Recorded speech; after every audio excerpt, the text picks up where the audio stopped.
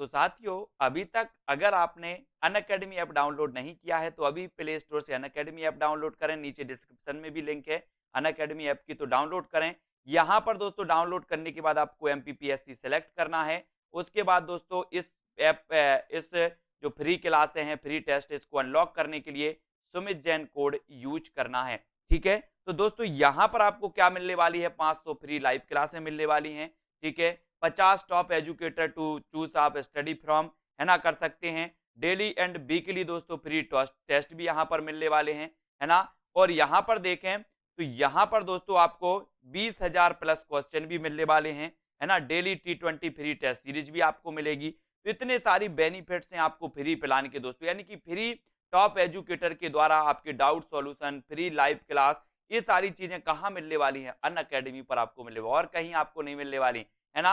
ये एमपी के top educator हैं दोस्तों, जहां पर आपको 9 PM पर यहाँ पर आपको लूसेंट सीरीज की क्लास मिलेगी, है ना दोस्तों। यहाँ पर 9 AM पर 9 PM पर ये मिलने वाली है, तो इनको आप देख सकते हैं दोस्तों। और लूसेंट सीरीज की ये भी आपको यहाँ पर क्लासें मिलने वाली हैं। फिर देखें तो यहाँ पर देखें दोस्तों लोकेंद्र सिंह जी की, यहाँ पर आपको मध्य प्रदेश जिलों के महत्वपूर्ण तथ्य यहाँ पर पढ़ने मिलेंगे। ये भी आपको क्लास मिलेगी एवरीडे सुबह 10:30 पर और सुबह 9 बजे दोस्तों एवरीडे आपको यहाँ पर ये क्लासें मिलने वाली हैं। जेल प्रहरी रिवीजन क्लासेस, है ना, ये मिलेंगी। और यहाँ पर देखें तो टॉप एजुकेटर के माध्यम से डेली T20 फ्री टेस्ट मिलता है दोस्तों, 20 क्वेश्चन 20 मिनट में, है ना। टॉप एजुकेटर के द्वारा ये टेस्ट सीरीज आपको कराई जाती है। तो देर किस बात की, अभी दोस्तों live class, free live class join कीजिए और बहुत सारी दोस्तों यहाँ पर टेस्ट सीरीज को भी आप अटेंड कर सकते हैं। ठीक है, तो इनको आपको अटेंड करना है दोस्तों, तो आप जल्द ही अनअकैडमी ऐप डाउनलोड करें। और जैसे ही आप ऐप डाउनलोड करते हैं, इस ऐप डाउनलोड करने के बाद दोस्तों आपको जेल प्रहरी का रिवाइज सिलेबस भी यहाँ किया जाएगा, है ना, एमपी के टॉप एजुकेटर के माध्यम से। और दोस्तों यहाँ पर आपको क्या करना है, सबसे पहले तो अनअकैडमी ऐप डाउनलोड करना है, एमपीपीएससी सेलेक्ट करना है, एमपीपीएससी व्यापम। और दोस्तों जो टेस्ट सीरीज हैं, जो फ्री लाइव क्लास, इनको अनलॉक करने के लिए सुमित जैन के यूज करना है दोस्तों आपको कोड, है ना, बिना स्पेस दिए। ठीक है, तो ये जरूर डाउनलोड करें। आप सीटीटी एग्जाम की तैयारी कर रहे हैं, रीट की कर रहे हैं, या फिर यूपीएससी या एमपी टेट एग्जाम की तैयारी कर रहे हैं, तो ये वीडियो आपके लिए बहुत ही उपयोगी है। तो जुड़े रहें, वीडियो को अंत तक देखें। ठीक है, आपका सबसे पहला आज का जो प्रश्न है दोस्तों, पृथ्वी पर पाया जाने वाला सबसे बड़ा स्थलीय जीव है। तो सबसे बड़ा स्थलीय जीव कौन सा है, जल्दी से आपको दिए जाते हैं मात्र 5 सेकंड और आपको उत्तर कमेंट में लिखना है। पृथ्वी पर पाया जाने वाला सबसे बड़ा स्थलीय जीव कौन सा है, जल्दी से कमेंट में लिखें।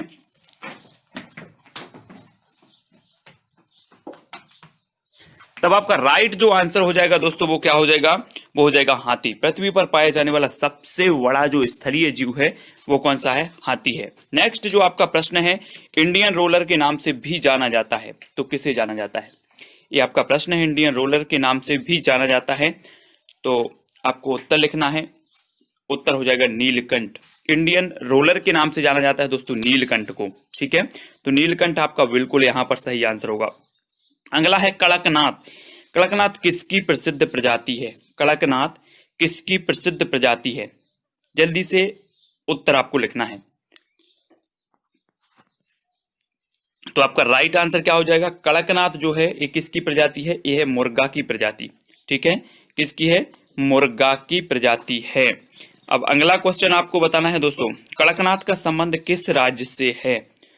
तो कड़कनाथ का संबंध, कड़कनाथ किसकी प्रजाति है, आपने ऊपर पढ़ा, तो कड़कनाथ मुर्गा की प्रजाति है। अब एक कड़कनाथ का जो संबंध है वो किस राज्य से है, ये हमें बताना है। तब आपका राइट आंसर क्या हो जाएगा, उत्तर आपका हो जाएगा मध्य प्रदेश। कड़कनाथ का जो संबंध है, कड़कनाथ मुर्गे का जो संबंध है वो किससे है, मध्य प्रदेश से है। ठीक है, मध्य प्रदेश आपका बिल्कुल यहाँ पर सही आंसर होगा। अगला क्वेश्चन देख लेते हैं, मोर कहाँ की मूल प्रजाति है। मोर आपको बताना है, जो राष्ट्रीय पक्षी हमारा मोर है, मोर जो मूल प्रजाति है ये कहाँ की है मोर की। तब आपका राइट आंसर हो जाएगा दक्षिण एवं दक्षिण पूर्व एशिया। दक्षिण एवं दक्षिण पूर्व एशिया की मूल प्रजाति है मोर। ठीक है, ये चीज आपको याद रखनी है। अगला क्वेश्चन देख लेते हैं, तोते का वैज्ञानिक नाम क्या है। तोता आपने देखा होगा तोता, अब इसका वैज्ञानिक नाम बताना है, जल्दी से बताएं। तो आपका राइट आंसर क्या हो जाएगा, तोते का वैज्ञानिक नाम बताना है और आपका बिल्कुल सही आंसर होगा क्या, सिराक्यूला कैमरी। सिराक्यूला कैमरी ये तोते का वैज्ञानिक नाम है, ठीक है, आपको याद रखना है। अगला है सजीवों को 5 जगतों में किसने विभाजित किया, तो उत्तर लिखें जल्दी से। सजीवों को 5 जगतों में जो विभाजित करने वाले हैं वो कौन है, तो आपका राइट आंसर यहां पर क्या होगा, तब आपका बिल्कुल सही आंसर होगा दोस्तों R.H. व्हिटेकर। कौन है, R.H. व्हिटेकर। इन्होंने सजीवों को 5 जगतों में विभाजित किया है, किसने, R.H. व्हिटेकर साहब ने। तो आपका बिल्कुल सही आंसर R.H. व्हिटेकर ही होगा। अगला है पौधों में गैसों का आदान प्रदान कैसे होता है। आपने पौधे देखे होंगे, ठीक है, पौधे देखे होंगे, पौधे की पत्तियां देखी होंगी, पत्तियां हरे रंग की होती, हरे रंग की क्यों होती हैं, क्लोरोफिल के कारण होती हैं। लेकिन पौधों में गैसों का जो आदान प्रदान होता है वो कैसे होता है आपको बताना है, और आपका बिल्कुल सही आंसर क्या हो जाएगा, पत्तियों के द्वारा, ठीक है। पौधों में गैसों का जो आदान प्रदान होता है वो पत्तियों के द्वारा होता है। पत्तियों का हरा रंग क्यों होता है, तो क्लोरोफिल के कारण होता है, ठीक है, तो याद रखना है। अगला क्वेश्चन देख लेते हैं। अगला क्वेश्चन है दोस्तों, क्रिकेट इतिहास में प्रथम एक दिवसीय मैच कब और कहां खेला गया। आपके सिलेबस में खेल और कार्य है, तो क्रिकेट इतिहास में प्रथम एक दिवसीय जो मैच है वो कब और कहां पर खेला गया, प्रश्न क्रमांक 9 का उत्तर हमें यहां पर लिखना है। तब आपका राइट आंसर क्या हो जाएगा, क्रिकेट के कुछ दीवाने होंगे, क्रिकेट खेलते होंगे, और आपका बिल्कुल सही आंसर होगा 5 जनवरी 1971 मेलबॉर्न, ठीक है, मेलबॉर्न में 5 जनवरी 1971 आपका बिल्कुल सही आंसर होगा। हॉकी का जन्मदाता किस देश को कहा जाता है, प्रश्न क्रमांक है अपना 10। हॉकी का जन्मदाता आपको बताना है, तो कमेंट में लिखें। तब आपका राइट आंसर होगा इंग्लैंड। हॉकी का जन्मदाता किसे कहा जाता है, इंग्लैंड को, ठीक है। अगला देख लो, अखिल भारतीय फुटबॉल फेडरेशन की स्थापना कब हुई। अखिल भारतीय फुटबॉल फेडरेशन की स्थापना कब हुई, ये प्रश्न क्रमांक अपना 11 है, और 11 का उत्तर आपको बताना है। तब आपका बिल्कुल सही आंसर होगा वर्ष 1937। अखिल भारतीय फुटबॉल फेडरेशन की जो स्थापना हुई वो कब हुई, 1937 में, ठीक है। लॉन टेनिस की उत्पत्ति किस देश में हुई, लॉन टेनिस की उत्पत्ति किस देश में हुई, प्रश्न क्रमांक 12 का उत्तर हमें लिखना है, लॉन टेनिस की उत्पत्ति। तब आपका राइट आंसर क्या हो जाएगा, लॉन टेनिस की उत्पत्ति हुई है तो इंग्लैंड में हुई है, ठीक है, लॉन टेनिस की उत्पत्ति। अगला क्वेश्चन है आपके सामने दोस्तों। अगला है भारत की सबसे छोटी स्थल सीमा है वो किस देश के साथ है। सबसे छोटी बताना है आपको, भारत की सबसे छोटी स्थलीय सीमा किस देश के साथ है, प्रश्न क्रमांक 14। तब आपका बिल्कुल सही आंसर होगा अफगानिस्तान, 106 किलोमीटर। कितनी है अफगानिस्तान के साथ, 106 किलोमीटर है, ठीक है, सबसे छोटी स्थलीय सीमा है। पोलो में खिलाड़ियों की संख्या कितनी होती है, पोलो में खिलाड़ियों की संख्या आपको बताना है कितनी होती है, प्रश्न क्रमांक 15। तो आपका राइट आंसर क्या होगा, आंसर हो जाएगा 4। पोलो जो खेल है इसमें खिलाड़ियों की जो संख्या होती है वो होती है 4, ठीक है, याद रखेंगे सभी लोग। अगला क्वेश्चन है दोस्तों, भारत का पश्चिमी बिंदु कौन सा है, पश्चिमी बिंदु बताना है, प्रश्न क्रमांक 16। भारत का पश्चिमी जो बिंदु है वो कौन सा है, तो कौन सा है पश्चिमी बिंदु, सर क्रीक गुजरात, ये भारत का पश्चिमी बिंदु माना जाता है, ठीक है। नेक्स्ट, डूरंड कप किस खेल से संबंधित है, डूरंड कप बताना है आपको किस खेल से संबंधित है। तब आपका बिल्कुल सही आंसर होगा फुटबॉल। डूरंड कप किस खेल से संबंधित है, तो फुटबॉल से संबंधित है, ठीक है, याद रखेंगे। अगला क्वेश्चन देख लेते हैं, हिमा दास किस खेल से संबंधित हैं, प्रश्न क्रमांक है अपना 18। हिमा दास किस खेल से संबंधित है, आपको खिलाड़ियों के उपनाम भी पता होनी चाहिए, कौन सा खिलाड़ी किस खेल से संबंधित है वो भी पता होनी चाहिए, और आपका बिल्कुल सही आंसर होगा एथलेटिक्स। हिमा दास संबंधित है किस खेल से, एथलेटिक्स से संबंधित हैं। पक्षियों का महाद्वीप किस महाद्वीप को कहा जाता है, आपने महाद्वीप पढ़े हैं, और महाद्वीपों में पक्षियों का महाद्वीप किस महाद्वीप को कहा जाता है। एक प्रश्न और पूछा जाता है कि श्वेत महाद्वीप किसे कहा जाता है, तो अंटार्कटिका महाद्वीप को कहा जाता है। लेकिन अगर बात करें कि पक्षियों का महाद्वीप किस महाद्वीप को कहा जाता है, तो आपका उत्तर होगा दक्षिण अमेरिका। दक्षिण अमेरिका जो है उसे पक्षियों का महाद्वीप भी कहा जाता है। ठीक है, अगला है सेरीकल्चर संबंधित है, तो किससे संबंधित है सेरीकल्चर? प्रश्न क्रमांक 20। तब आपका बिल्कुल सही आंसर होगा रेशम उत्पादन। किससे संबंधित है सेरीकल्चर? रेशम उत्पादन से संबंधित है। ठीक है, अगला है जैविक खेती अपनाने वाला भारत का प्रथम राज्य कौन सा है? जैविक खेती अपनाने वाला भारत का प्रथम राज्य आपको बताना है। तो प्रश्न क्रमांक 21 और 21 का बिल्कुल सही आंसर होगा सिक्किम। जैविक खेती अपनाने वाला भारत का जो प्रथम राज्य है वो राज्य है सिक्किम। ठीक है, अगला क्वेश्चन देख लेते हैं। अगला जो अपना प्रश्न है, हरा सोना किसे कहा जाता है? हरा सोना बताना है आपको, किसे कहा जाता है? आपने पढ़ा होगा। प्रश्न क्रमांक 22। तब आपका बिल्कुल सही आंसर होगा हरा सोना कहा जाता है वन को। ठीक है, वनों को कहा जाता है हरा सोना। साइलेंट वैली के चर्चित होने का कारण क्या है? प्रश्न है 23 और साइलेंट वैली के चर्चित होने का कारण आपको बताना है। तो क्या कारण है? साइलेंट वैली या फिर शांत घाटी जो कि केरल में स्थित है, और इसके प्रसिद्ध होने के कारण है, चर्चित होने का कारण क्या है? जैव विविधता। जैव विविधता का हॉट स्पॉट क्षेत्र है साइलेंट वैली, इसलिए ये क्या है जो है चर्चित है। 23। ठीक है, घाना पक्षी विहार किस राज्य में स्थित है? प्रश्न क्रमांक 24। घाना पक्षी विहार किस राज्य में स्थित है पूछा गया है प्रश्न, और आपका बिल्कुल सही आंसर क्या हो जाएगा? राजस्थान। कहां पर है? राजस्थान में है। ठीक है, घाना पक्षी विहार है राजस्थान। अगला क्वेश्चन है एन.वाय. रोनेर शब्द किस भाषा से लिया गया है? एन.वाय. रोनेर जो शब्द है वो किस भाषा से लिया गया? 25 का आंसर बताना है, और आपका बिल्कुल सही आंसर होगा एन.वाय. रोनेर शब्द लिया गया है फ्रेंच भाषा से। किस भाषा से? फ्रेंच भाषा से लिया गया है। ठीक है, अगला क्वेश्चन देख लेते हैं। अगला जो अपना प्रश्न है वो है स्कर्वी नामक बीमारी किस विटामिन की कमी से होती है? स्कर्वी नामक बीमारी किस विटामिन की कमी से होती है? तो आप सभी को पता है कि विटामिन सी की कमी से जो रोग हो जाता है वो स्कर्वी नामक रोग हो जाता है, स्कर्वी नामक बीमारी हो जाती है। ठीक है, तो विटामिन सी का जो प्रचुर स्रोत माना जाता है वो आंवला माना जाता है। ठीक है, तो ये भी याद रखना है। लेटा हुआ ग्रह किसे कहा जाता है? प्रश्न क्रमांक 27। लेटा हुआ ग्रह किसे कहा जाता है?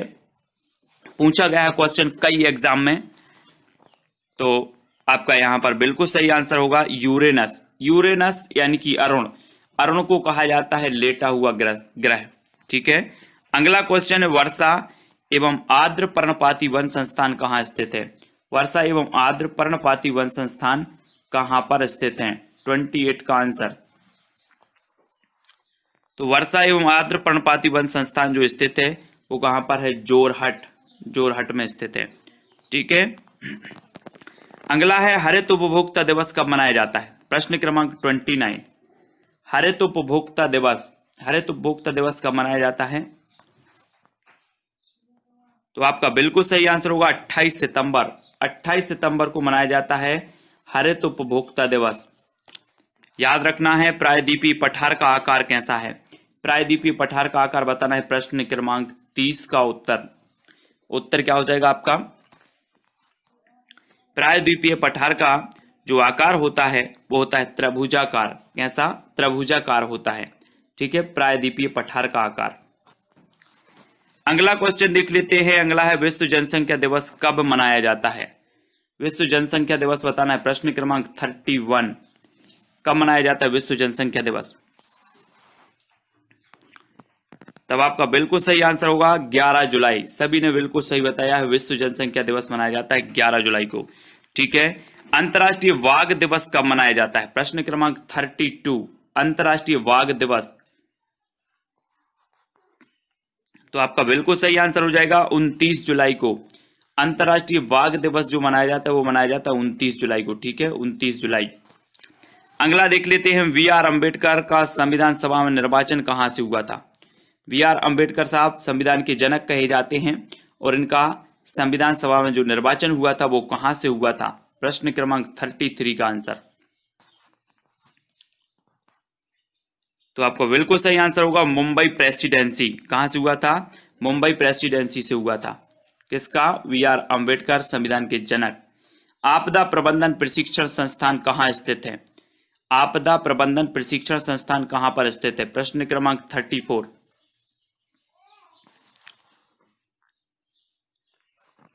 तब आपका बिल्कुल सही आंसर होगा कहां पर है? महाराष्ट्र, लातूर में आपदा प्रबंधन प्रशिक्षण संस्थान है, महाराष्ट्र, लातूर। ठीक है। पशु जो रात में जगते हैं वस्तुओं को किस रंग में देखते हैं? आपने देखे होंगे निशाचर जिन्हें कहा जाता है। पशु जो रात में जगते हैं उन्हें वस्तुओं का जो रंग दिखाई देता है वो किस रूप में वे देखते हैं, किस रंग में देखते हैं? तो आपका बिल्कुल सही आंसर होगा ब्लैक एंड व्हाइट। किस रूप में देखते हैं? ब्लैक एंड व्हाइट में। ठीक है। अगला है दोस्तों, अगला जो आपका प्रश्न है वो है वाहनों के लिए साफ सुथरा ईंधन कौन सा है? वाहनों के लिए साफ सुथरा ईंधन बताना है जिससे प्रदूषण नहीं होता है, वो ईंधन कौन सा है? जिसे साफ सुथरा ईंधन भी कहा जाता है तो वो ईंधन है दोस्तों कौन सा? सीएनजी। सीएनजी जो है ये साफ सुथरा ईंधन है वाहनों के लिए। अगला प्रश्न है कथकली किस राज्य का नृत्य है? कथकली बताना है। एक और नृत्य है कथक। ठीक है, एक कथक है तो कथक कहाँ का है? उत्तर प्रदेश का। लेकिन कथकली की बात करें तो ये कथकली कहाँ का है? ये है केरल। ठीक है, तो याद रखना है आपको। अगला देख लेते हैं पानी पंचायत आंदोलन किसने शुरू किया था? पानी पंचायत आंदोलन बताना है ये किसने शुरू किया था? प्रश्न क्रमांक 38 का आंसर। पानी पंचायत आंदोलन किसने शुरू किया? और आपका बिल्कुल सही आंसर होगा बिलासराव सालोखे। बिलासराव सालोखे। ठीक है, इन्होंने पानी पंचायत आंदोलन शुरू किया था। अगला है प्रोजेक्ट रेड पांडा की शुरुआत कब हुई? प्रोजेक्ट रेड पांडा की शुरुआत कब हुई? प्रश्न क्रमांक 39। तो उत्तर क्या हो जाएगा? प्रोजेक्ट रेड पांडा की जो शुरुआत हुई वो शुरुआत हुई 1996 में। ठीक है, कब हुई? 1996। अगला क्वेश्चन देख लेते हैं सरिस्का राष्ट्रीय उद्यान कहाँ स्थित है? सरिस्का राष्ट्रीय उद्यान प्रश्न क्रमांक 40। कहां पर स्थित है सरिस्का राष्ट्रीय उद्यान? और ये स्थित है राजस्थान में। कहां पर? राजस्थान। सरिस्का राष्ट्रीय उद्यान स्थित है राजस्थान। अगला क्वेश्चन है बांध नहीं चाहिए, बांध पहाड़ का विनाश है, यह कथन किसका है? बांध नहीं चाहिए, बांध पहाड़ का विनाश है, यह कथन किसका है? 41 का उत्तर। तो आपका बिल्कुल सही आंसर होगा एक कथन है सुंदरलाल बहुगुणा। किसका है? सुंदरलाल बहुगुणा का। याद रखना है, लास्ट में बताना भी है कितने क्वेश्चन आपने सही किए हैं, कितने क्वेश्चन कमेंट में बताए हैं। राष्ट्रीय जैव विविधता प्राधिकरण का मुख्यालय कहाँ स्थित है? राष्ट्रीय जैव विविधता प्राधिकरण का मुख्यालय आपको बताना है। प्रश्न क्रमांक 42। तब आपका राइट आंसर होगा कहां पर है? चेन्नई। राष्ट्रीय जैव विविधता प्राधिकरण का जो मुख्यालय है वो चेन्नई में स्थित है। ठीक है। अगला क्वेश्चन सर्वप्रथम हॉटस्पॉट शब्द का प्रयोग किसने किया था? प्रश्न क्रमांक 43। सर्वप्रथम हॉटस्पॉट शब्द का प्रयोग किसने किया था? आपने देखा होगा जैव विविधता के हॉटस्पॉट क्षेत्र हैं और हॉटस्पॉट शब्द का जो प्रयोग किया था सर्वप्रथम प्रश्न क्रमांक 43 में आपका उत्तर हो जाएगा किसने? नॉर्मन मॉयर्स ने। ठीक है, हॉटस्पॉट शब्द का इन्होंने प्रथम प्रयोग किया था, तो याद रख लेना है। अगला क्वेश्चन देख लेते हैं पंपास घास का मैदान कहाँ स्थित है? पंपास घास का मैदान बताना है आपको। तो आपका प्रश्न क्रमांक 44 है और आपका बिल्कुल सही आंसर क्या होगा? पंपास घास का मैदान जो स्थित है वो स्थित है अर्जेंटीना। ठीक है, अर्जेंटीना में है। भारतीय पारिस्थितिकी के जनक कौन है? भारतीय पारिस्थितिकी के जनक आपको बताना है। 45 का उत्तर। कौन है भारतीय पारिस्थितिकी के जनक? तब आपका बिल्कुल सही आंसर क्या होगा? प्रोफेसर रामदेव मिश्रा। भारतीय पारिस्थितिकी के जनक इन्हें माना जाता है, रामदेव मिश्रा साहब को। अगला क्वेश्चन है गहन पारिस्थितिकी के जनक कौन है? गहन पारिस्थितिकी के जनक बताना है। 46 का आंसर। आपका बिल्कुल सही आंसर क्या होगा? जल्दी से कमेंट में लिखें, गहन पारिस्थितिकी के जनक बताना है। कौन है? तो आपका बिल्कुल सही आंसर होगा अर्नीस नीस। कौन है? अर्नीस नीस एक गहन पारिस्थितिकी के जनक हैं। और अगला क्वेश्चन है नदी, तालाब, झील, घास का मैदान, वन किस प्रकार के पारिस्थितिक तंत्र के उदाहरण हैं? नदी, तालाब, झील, घास का मैदान। 1 किस प्रकार के पारिस्थितिक तंत्र के उदाहरण माने जाते हैं? 47 का आंसर। और राइट आंसर आपका होगा प्राकृतिक। किस प्रकार के माने जाते हैं? प्राकृतिक। ठीक है। अगला क्वेश्चन, पारिस्थितिक तंत्र के मित्र कहलाते हैं तो कौन कहलाते हैं? पारिस्थितिक तंत्र के मित्र आपने पढ़ा होगा, किसान के मित्र केंचुआ कहलाते हैं, लेकिन पारिस्थितिक तंत्र के जो मित्र कहलाते हैं वो नीम, पीपल, बरगद और तुलसी, ये कहलाते हैं पारिस्थितिक तंत्र के मित्र। ठीक है, तो याद रख लेना है। केंद्रीय पक्षी शोध संस्थान स्थित है, तो केंद्रीय पक्षी शोध संस्थान स्थित है तो कहां पर स्थित है? 49 का उत्तर बताना है। पक्षी शोध संस्थान, तब आपका राइट आंसर हो जाएगा इज्जत नगर बरेली। ठीक है, पक्षी शोध संस्थान इज्जत नगर बरेली में है।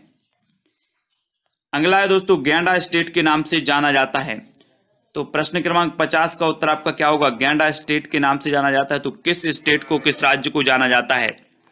प्रश्न क्रमांक 50 और अंतिम आपका प्रश्न है, और आपका बिल्कुल सही आंसर हो जाएगा असम। असम को गैंडा स्टेट के नाम से जाना जाता है। ठीक है, क्वेश्चन देखो, पक्षियों का महाद्वीप किसे कहा जाता है? तो जल्दी से बताना है आपको, पक्षियों का महाद्वीप। प्रश्न क्रमांक 51 अगर आपसे बनता है तो उत्तर जरूर लिखें, तब आपका बिल्कुल सही आंसर क्या हो जाएगा? आंसर हो जाएगा दक्षिण अमेरिका। पक्षियों का महाद्वीप कहा जाता है दोस्तों दक्षिण अमेरिका को। ठीक है, दक्षिण अमेरिका जो है आपका बिल्कुल यहाँ पर सही आंसर होगा। अगला क्वेश्चन आपको बताना है, दुनिया में रबड़ का सबसे बड़ा उत्पादक और निर्यातक कौन है? प्रश्न क्रमांक 52 है, कौन सा देश है जो दुनिया में रबड़ का सबसे ज्यादा उत्पादन करता है और निर्यात भी कर? तो दुनिया में रबड़ का सबसे बड़ा उत्पादक और निर्यातक कौन है?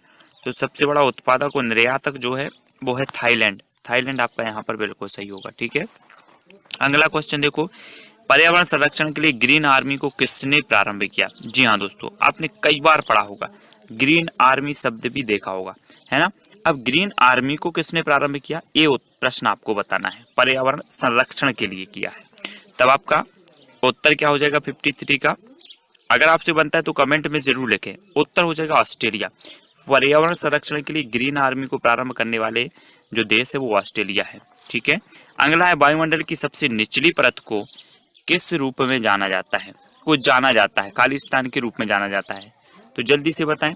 प्रश्न क्रमांक 54 का आंसर, वायुमंडल की सबसे निचली परत को खालिस्तान के रूप में जाना जाता है, तो 54 का आपका राइट आंसर क्या हो जाएगा? यहाँ पर आपका बिल्कुल सही और सटीक आंसर होगा ट्रोपोस्फियर। ट्रोपोस्फियर यानी कि क्षोभ मंडल, ये सबसे निचली परत है वायुमंडल की। ठीक है, तो आपको याद रख लेना, इसे ट्रोपोस्फियर भी कहा जाता है। अगला क्वेश्चन यहाँ पर देख लेते हैं, जीव और वातावरण के बीच आपसी संबंधों को वैज्ञानिक अध्ययन में खालिस्तान के रूप में जाना जाता है, तो जल्दी से बताएं, जीव और वातावरण के बीच आपसी संबंधों को वैज्ञानिक अध्ययन में किस रूप में जाना जाता है? 55 का उत्तर। इसी प्रकार के क्वेश्चन आपके थोड़े से कठिन हैं, लेकिन बहुत ही बढ़िया प्रश्न है, और आपका बिल्कुल यहाँ पर सही उत्तर होगा, वो जाना जाता है पारिस्थितिकी। किस रूप में? जीव और वातावरण के बीच आपसी संबंधों को वैज्ञानिक अध्ययन में जाना जाता है, तो पारिस्थितिकी के रूप में। ठीक है, ये चीज आपको याद होगा। अगला है, वह कौन सी प्रक्रिया है जिसके अंतर्गत पौधे सूर्य की सहायता से भोजन बनाते हैं? वह कौन सी प्रक्रिया है जिसके अंतर्गत पौधे सूर्य की सहायता से भोजन बनाते हैं? अब वो प्रक्रिया बताना है।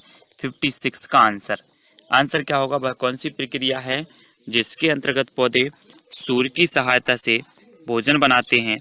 तो वह प्रक्रिया है प्रकाश संश्लेषण। कौन सी है? प्रकाश संश्लेषण प्रक्रिया है, जिसके अंतर्गत जो पौधे हैं वो सूर्य की सहायता से क्या बनाते हैं? भोजन बनाते हैं। ठीक है, अगला क्वेश्चन देखो, पेड़ पौधे प्रदूषण को घटाते हैं क्योंकि वे अवशोषण करते हैं। काय का अवशोषण करते हैं? पेड़ पौधे प्रदूषण को घटाते हैं क्योंकि वे अवशोषण करते हैं, तो आपको बताना है किस चीज का अवशोषण करते हैं, तब आपका यहाँ पर बिल्कुल सही आंसर जो होगा वो करते हैं कार्बन डाइऑक्साइड। कार्बन डाइऑक्साइड का आपका बिल्कुल सही हो जाएगा। ठीक है, और ये प्रदूषण को घटाते हैं। अगला क्वेश्चन देख लेते हैं। अगला जो अपना प्रश्न है दोस्तों, पारिस्थितिकी निकाय में ऊर्जा का प्राथमिक स्रोत क्या है? पारस्की निकाय में ऊर्जा का आपको प्राथमिक स्रोत बताना है। तो प्राथमिक स्रोत क्या है? तब आपका बिल्कुल सही आंसर होगा सौर ऊर्जा। पारस्की निकाय में ऊर्जा का जो प्राथमिक स्रोत है वो क्या है? सौर ऊर्जा। ठीक है, आपको यहाँ पर याद रखना है। परितंत्र में मानव है, तो परितंत्र में मानव क्या है? प्रश्न क्रमांक 59 और आपका बिल्कुल सही आंसर होगा सर्वाहारी। मानव क्या होता है? सर्वाहारी होता है। ठीक है, जो मांस भी खाते हैं और शाकाहारी भोजन भी करते हैं वो कहलाते हैं सर्वाहारी। ठीक है, एक परितंत्र के कौन से 2 घटक होते हैं? एक परितंत्र के कौन से 2 घटक होते हैं आपको बताना है। बिल्कुल सरल आंसर है।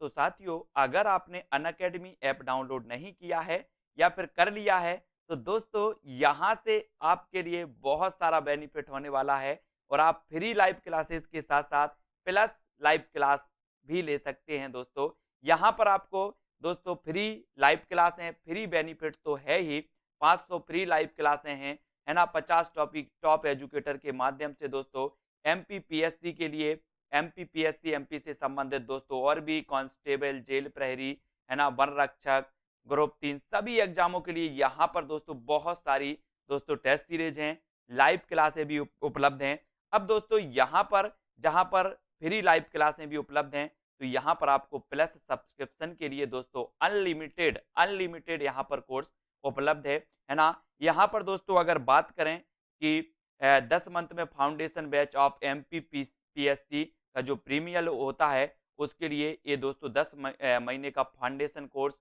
लॉन्च किया गया है। इससे भी आप जुड़ सकते हैं, है ना। 2 year foundation batch course MPPSC premier के दोस्तों टॉप एजुकेटर के माध्यम से आपको अध्ययन किया जाएगा।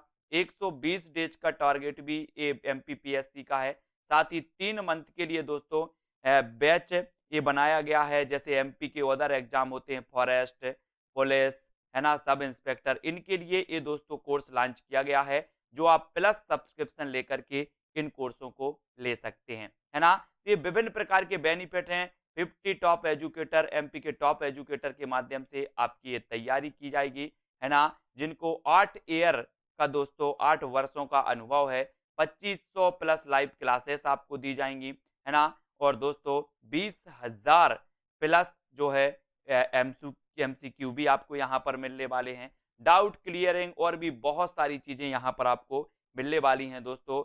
और यहाँ पर के टॉप एजुकेटर के माध्यम से एमपी पीएससी व्यापम के लिए दोस्तों ये बैच स्टार्ट हो चुका है और बैच स्टार्ट 11 दिसंबर 2020 से स्टार्ट हो चुका है, जहां पर अनलिमिटेड नोट्स, अनलिमिटेड पीडीएफ और दोस्तों बहुत सारी चीजें यहाँ पर मिलने वाली हैं। और ये कोर्स आपका 10 महीने में कंप्लीट करवा दिया जाएगा, है ना। तो अभी दोस्तों आप एमपीपीएससी व्यापम से जुड़ सकते हैं, है ना। एमपीपीएससी व्यापम कोर्स से जुड़ सकते हैं अनअकैडमी के। आपको कैसे ज्वाइन करना है? सबसे पहले आप ऐप डाउनलोड करें, एमपीपीएससी व्यापम सेलेक्ट करें, प्लस पर आपको क्लिक करना है, साथ ही गेट सब्सक्रिप्शन पर आप क्लिक करके दोस्तों इस कोर्स में ज्वाइन हो सकते हैं। इस कोर्स को आप पेड कोर्स के माध्यम से इसको ले सकते हैं, ठीक है। तो दोस्तों यहाँ पर जो सब्सक्रिप्शन आप लेंगे, 1 मंथ के लिए 1440 रुपए का, 3 मंथ के लिए 1200 रुपए, 6 मंथ के लिए 1080, ये रोज दोस्तों पर मंथ के लिए 1080 पर मंथ के हिसाब से 6480 रुपया हो जाएगा। ये पर मंथ के हिसाब से दी है, ये मतलब टोटल 3600 हो जाएगा, ये 1440 हो जाएगा, है ना। ये 6480 हो जाएगा 6 मंथ के लिए, और 12 मंथ के लिए दोस्तों 7920 हो जाएगा, 24 मंथ के लिए 11520 रुपए में ये आप ले सकते हैं। अब आपको करना क्या है साथियों, आपको दोस्तों ये सब्सक्रिप्शन लेने के लिए दोस्तों 10% डिस्काउंट अगर आप चाहते हैं, तो ये सुमित जैन बिना स्पेस दिए इस कोड को आप यूज करेंगे तो आपको इसमें 10% का लेस मिल जाएगा। तो दोस्तों यहाँ पर जहाँ बहुत सारी फ्री क्लासें हैं, वहाँ आपको पेड कोर्स भी उपलब्ध है, जो आप लेकर के क्रमबद्ध अध्ययन कर सकते हैं, व्यवस्थित अध्ययन कर सकते हैं। तो आज ही दोस्तों अनअकैडमी ऐप डाउनलोड करें और सब्सक्रिप्शन जरूर लें। तब आपका बिल्कुल सही आंसर होगा जीवीय तथा अजीवीय, है ना। ये 2 घटक होते हैं, जैविक और अजैविक घटक। एक परितंत्र में ये 2 घटक होते हैं, ठीक है। अगला, राष्ट्रीय कोरल रीफ अनुसंधान केंद्र कहाँ है? कोरल रीफ अनुसंधान केंद्र कहाँ पर स्थित है? प्रश्न क्रमांक 61। तो आपका बिल्कुल सही आंसर क्या होगा? अंडमान और निकोबार द्वीप समूह में। ठीक है, राष्ट्रीय कोरल रीफ अनुसंधान केंद्र कहाँ है? अंडमान और निकोबार द्वीप समूह में। अगला क्वेश्चन देख ली। अगला जो अपना क्वेश्चन है नागोया प्रोटोकॉल से संबंधित है। नागोया प्रोटोकॉल खालिस्तान से संबंधित है, तो किससे संबंधित है? जल्दी बताएं। नागोया प्रोटोकॉल खालिस्तान से संबंधित है, तो वो है जैव विविधता से। किससे संबंधित है? जैव विविधता से। ठीक है, नागोया प्रोटोकॉल संबंधित है जैव विविधता। अगला क्वेश्चन देखो, रामसर सम्मेलन खालिस्तान के संरक्षण से संबंधित है। रामसर सम्मेलन खालिस्तान के संरक्षण से संबंधित है, तो किसके संरक्षण से संबंधित है? तब आपका बिल्कुल सही आंसर क्या होगा? नम भूमि। नम भूमि के संरक्षण से संबंधित है कौन सा सम्मेलन? रामसर सम्मेलन। ठीक है, अगला क्वेश्चन है दोस्तों, भारतीय राष्ट्रीय जैविक विविधता प्राधिकरण स्थापित किया, तो आपको बताना है आंसर आपका क्या हो जाएगा? 2003 चेन्नई में। भारतीय राष्ट्रीय जैविक विविधता जो प्राधिकरण स्थापित किया गया वो कहाँ किया गया? 2003 में किया गया और चेन्नई में किया गया। ठीक है, ये चीज याद रखनी है। अगला क्वेश्चन देख लेते हैं, यूएनईपी का मुख्यालय कहाँ है? सभी को बताना है, तो कहाँ पर है यूएनईपी का मुख्यालय? प्रश्न क्रमांक है 65 और 65 का जो आपका राइट आंसर हो जाएगा वो क्या हो जाएगा? यूएनईपी का आपको मुख्यालय बताना है। तो ये जो मुख्यालय है वो कहाँ पर है? ये है नैरोबी में। यूएनईपी का मुख्यालय है दोस्तों नैरोबी। ठीक है, नैरोबी में, याद रखना है। अगला है, पशु हिंसा रोकथाम अधिनियम कब स्थापित हुआ? पशु हिंसा रोकथाम अधिनियम कब स्थापित हुआ? प्रश्न क्रमांक 66 का आंसर यहाँ पर बताना है। पशु हिंसा रोकथाम अधिनियम जो स्थापित हुआ वो हुआ 1960 में। कब हुआ? 1960। पशु हिंसा रोकथाम अधिनियम 1960। अगला है, भारत के एनिमल वेलफेयर बोर्ड का मुख्यालय कहाँ स्थित है? भारत के एनिमल वेलफेयर बोर्ड का जो मुख्यालय है वो कहाँ पर स्थित है? प्रश्न क्रमांक 67। तब आपका बिल्कुल सही आंसर कहाँ होगा? चेन्नई। ठीक है, एनिमल वेलफेयर बोर्ड का जो मुख्यालय है वो कहाँ पर है? चेन्नई में। अगला क्वेश्चन, विश्व मौसम विज्ञान संगठन का मुख्यालय कहाँ अवस्थित है? विश्व मौसम विज्ञान संगठन, इसका मुख्यालय कहाँ पर अवस्थित है? तो 68 का जो आपका बिल्कुल सही आंसर होगा, विश्व मौसम विज्ञान संगठन का जो मुख्यालय है वो है जिनेवा। ठीक है, कहाँ पर है? जिनेवा में। अगला है दोस्तों, आपका प्रश्न है, राष्ट्रीय पर्यावरण अभियांत्रिकी शोध संस्थान नीरी कब और कहाँ स्थापित किया गया? नीरी के बारे में आपको पता है, राष्ट्रीय पर्यावरण अभियांत्रिकी शोध संस्थान जिसे कि नीरी कहा जाता है। अब नीरी कब और कहाँ पर स्थापित किया गया ये बताना है। तो आपका बिल्कुल राइट जो आंसर हो जाएगा कमेंट में लिखना है 1958। 1958 में स्थापित किया गया। और ये कहाँ पर स्थापित किया गया? तो ये किया गया नागपुर में। ठीक है, ये चीज याद रखना। नीरी, पॉलीथीन की थैलियों को नष्ट नहीं किया जा सकता क्योंकि वे बनी होती हैं। किससे बनी होती हैं? पॉलीथीन की जो थैलियां होती हैं आपको पता है, इनको नष्ट नहीं किया जा सकता। क्यों नहीं किया जा सकता? क्योंकि ये बनी होती हैं। तो ये किसकी बनी होती हैं? तब आपका बिल्कुल सही आंसर होगा पॉलीमार। ये बनी होती हैं पॉलीमार से। ठीक है, अगला है, अंतर्राष्ट्रीय अम्ल वर्षा सूचना केंद्र स्थापित किया गया। अंतर्राष्ट्रीय अम्ल वर्षा सूचना केंद्र स्थापित किया गया, तो आपका बिल्कुल सही आंसर क्या होगा? आंसर होगा मैनचेस्टर में। ठीक है, अंतर्राष्ट्रीय अम्ल वर्षा सूचना केंद्र स्थापित किया गया मैनचेस्टर। ठीक है, विश्व के नॉर्वे और स्वीडन ऐसे देश हैं जहां पर सर्वाधिक क्या होती है? अम्ल वर्षा होती है। तो ये चीज आपको याद रखनी है। और अंतर्राष्ट्रीय अम्ल वर्षा सूचना केंद्र स्थापित मैनचेस्टर में किया गया। 71 का आंसर, वंशपति अनुक्रम की संकल्पना का प्रतिपादन किसने किया? प्रश्न क्रमांक 72, वंशपति अनुक्रम की संकल्पना का जो प्रतिपादन है वो किसने किया है? तो आपका बिल्कुल सही आंसर होगा क्लीमेंट्स ने। किसने किया? क्लीमेंट्स। वंशपति अनुक्रम की संकल्पना का प्रतिपादन करने वाले जो विद्वान हैं वो हैं क्लीमेंट्स। अगला आपका प्रश्न है, पृथ्वी का वह हिस्सा जहां जहां जीवन यापन होता है खालिस्तान कहलाता है। खालिस्तान के रूप में जाना जाता है। तो पृथ्वी का वह हिस्सा कौन सा है जहां जहां पर जीवन यापन होता है?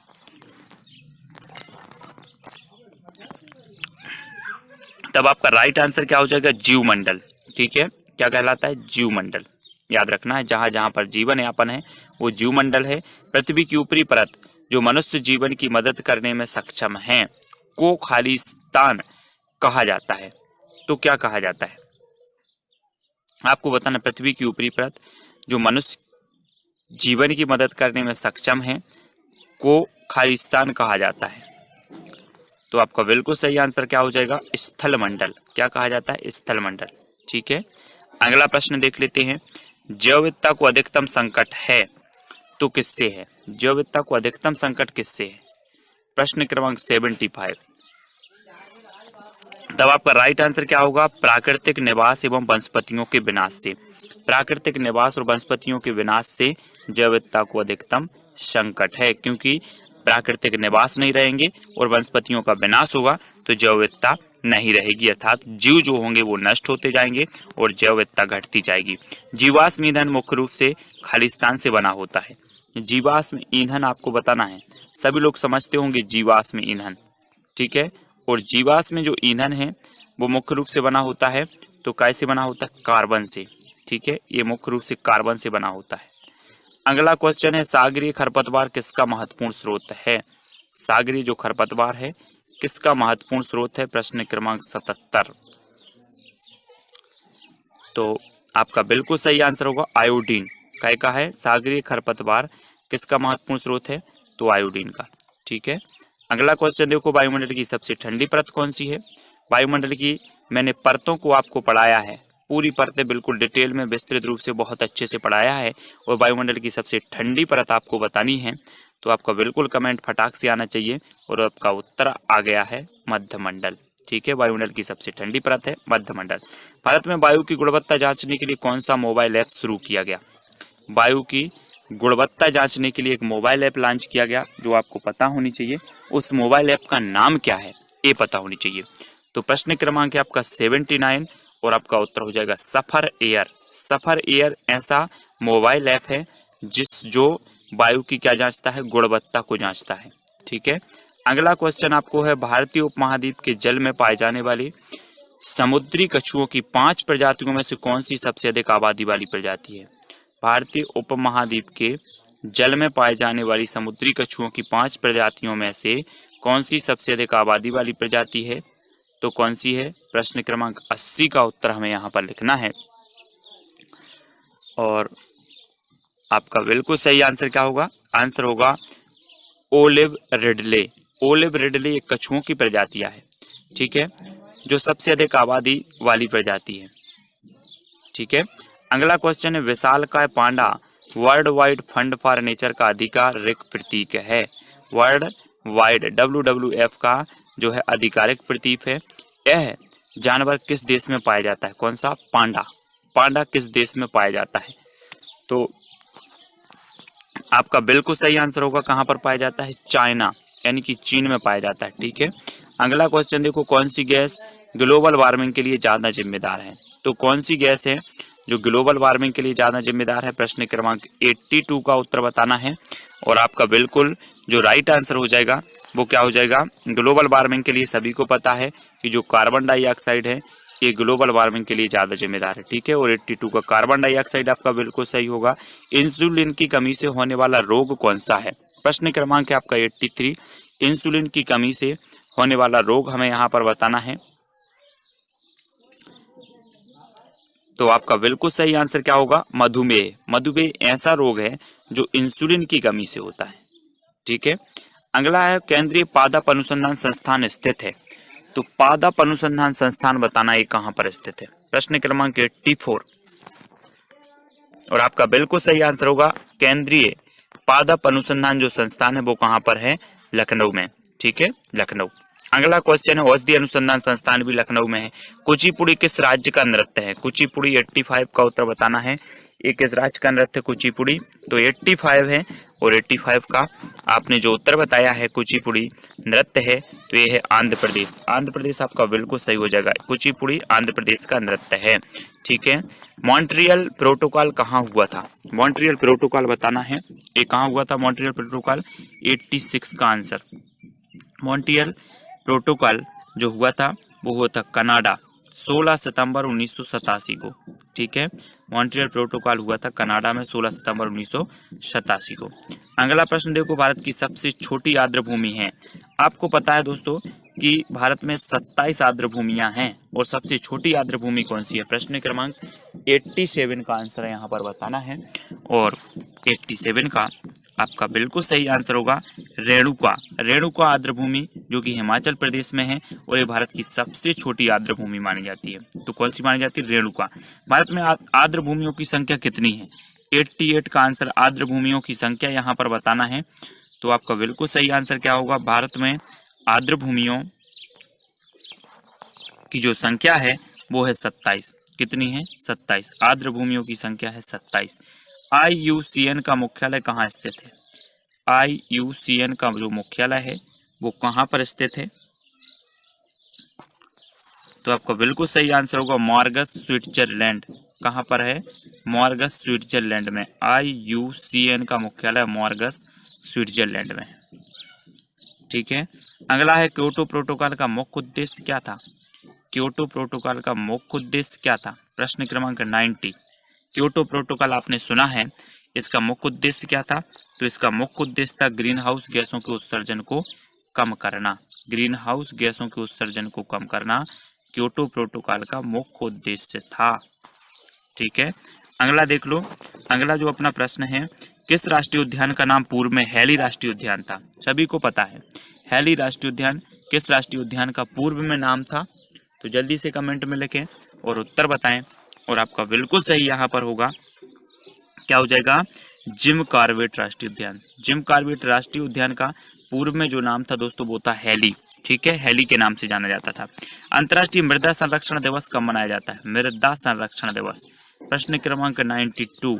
सभी को पता होनी चाहिए अंतर्राष्ट्रीय मृदा संरक्षण जो दिवस है वो कब मनाया जाता है।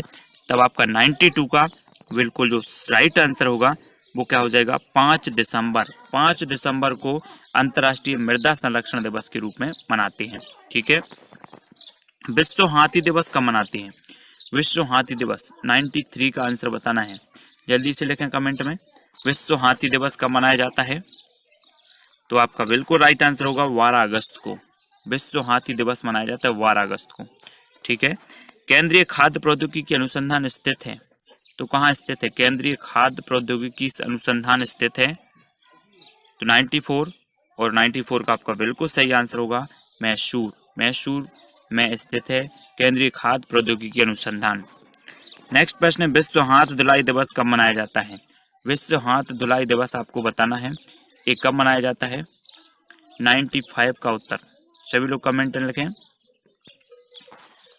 तो आपका बिल्कुल सही आंसर होगा 15 अक्टूबर।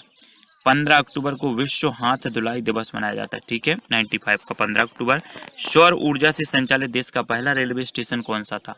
सौर ऊर्जा से संचालित देश का पहला रेलवे स्टेशन कौन सा था? प्रश्न क्रमांक 96। सौर ऊर्जा से संचालित देश का पहला रेलवे स्टेशन कौन सा था? और आपका बिल्कुल सही आंसर होगा गुवाहाटी। कौन सा था? गुवाहाटी। ठीक है। अगला है, मंगल को लाल ग्रह क्यों कहा जाता है? सभी को एक क्वेश्चन आ जाता है कि किस ग्रह को लाल ग्रह कहा जाता है, तब आपका सीधा उत्तर होता है मंगल को। अब मंगल को लाल ग्रह क्यों कहा जाता है?